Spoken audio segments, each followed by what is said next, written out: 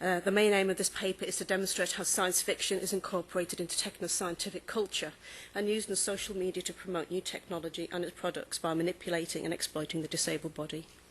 The case study that I have chosen to analyse involves a short promotional film titled The Collective Project Robert Downey Jr. Delivers a Real Bionic Arm, posted on YouTube in March 2015, and the non-profit organisation Limbitless Solutions, which I will now introduce and discuss.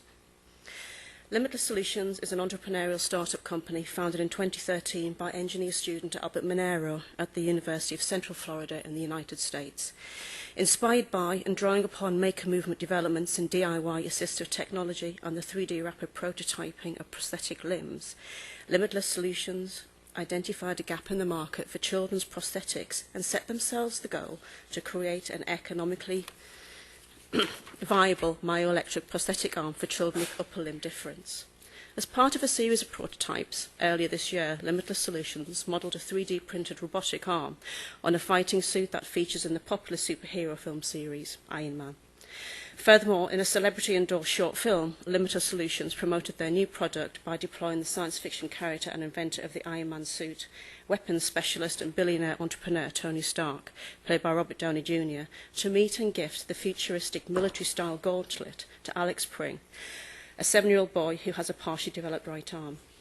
In the short film, Limbitless Solutions uses science fiction and the media to portray an impaired child in need of repair and subsequently fixed by technology is problematic. In order to expand on this further, I will begin by introducing and discussing the science fiction of technoscience, then I will follow with a discussion of Limbitless Solutions' short film. In his article titled The Science Fiction of Technoscience, The Politics of Simulation and a Challenge for New Media Art, Eugene Thacker opens with the following statement. One of the significant characteristics of the last decade and the new millennium is the way in which advancements in biotechnology and medicine have come to the attention of the public through the media as one of the primary areas in which the future has been vigorously imagined. As Thacker goes on to discuss, at the core of this media-driven futurological forward-thinking is science fiction, which he argues has been incorporated by the technosciences. Consequently, as Thacker explains, science fiction has become a powerful political tool for the biotechnical and biomedical industries in the promotion, justification, potential application and development of products, which are readily seen through press releases, strategic corporate mergers and advertising in specialist and non-specialist media.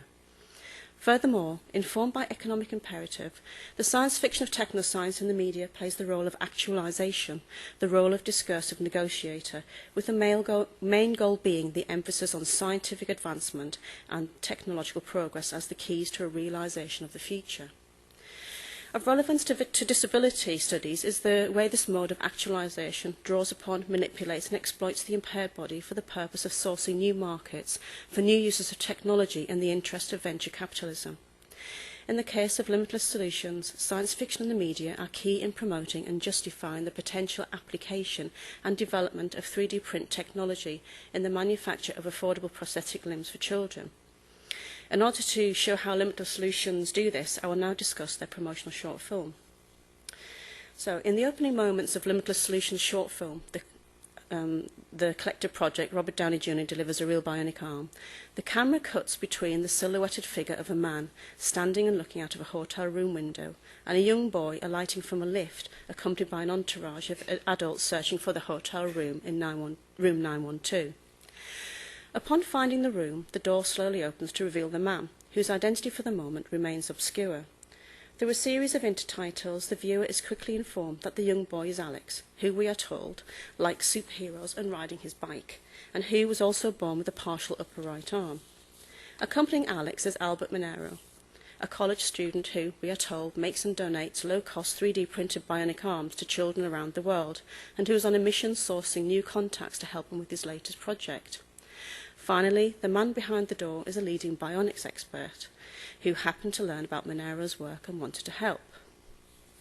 On cue, the mysterious bionics expert steps forward to reveal Downey Jr. in character as Tony Stark, who, aware of Alex's physical difference, reaches out his left hand to greet the young boy as he pleasantly chats and explains the reason for their meeting, namely to find out how he can be of help, which then leads Stark to suggest that they start by comparing prosthetics or gauntlets. Evidently, Alex's encounter with Tony Stark is meant to be a pleasant surprise. The tone is optimistic and friendly, making the film upbeat and entertaining. After all, Alex likes superheroes, and he gets to meet one, and by the end of the film, he leaves the cool superhero-style prosthetic. However, the presentation of Alex's physically different body as incomplete and in need of fixing is problematic on a number of levels. Most notably in this mini-dramatisation of a young boy requiring the benevolent attention of benefactors and experts, Alex is different, is pathologised as a personal tragedy, his body stigmatised as an individual problem that he must overcome. Furthermore, Alex has already differently embodied acquired skills and capabilities, such as riding his bike, is duly noted, yet suppressed to make way for a futuristic fantasy of the impaired body enhanced by technology. More pressingly, however, as mentioned earlier, this short film is not just to entertain, but intentionally uses science fiction to promote 3D printing as a commercially viable technology, which promises to create affordable prosthetics for children. Crucially, the success of this promotional film depends upon Alex regarding himself as incomplete and desiring to supplement his perceived lack by happily accepting the Iron Man prosthetic presented to him by Tony Stark.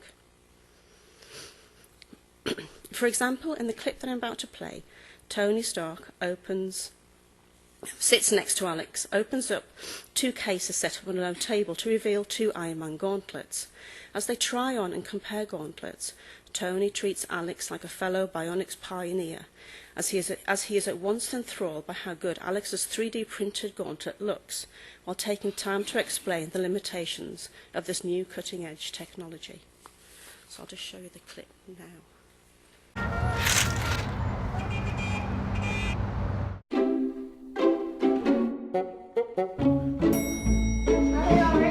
So I'm just gonna go down here.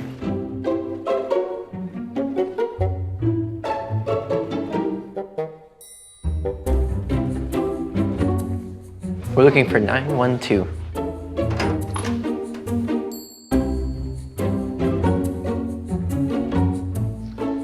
Hey Alex, how are you?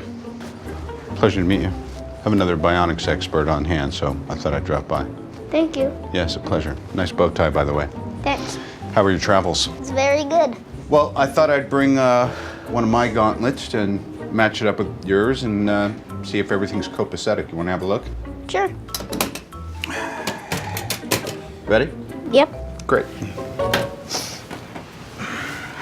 Each one looks the same. Actually, I think yours might be better than mine. What do you say we both try them on, do a progress report? Okay. You know who that is? Iron Man. What's his name? Robert. Great.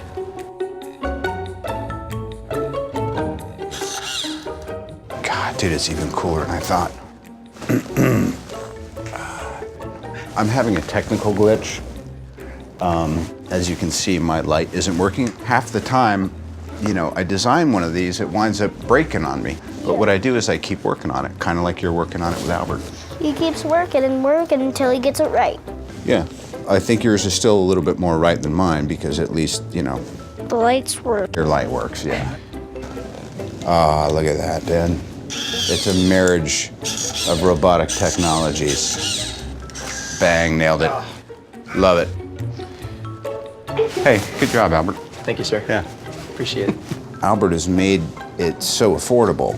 I'm probably going to start farming out a lot of my tech work to Albert, too. I feel like he could cut the price point down on one of my suits, which right now is, I guess, about, I don't know, $1.5 billion.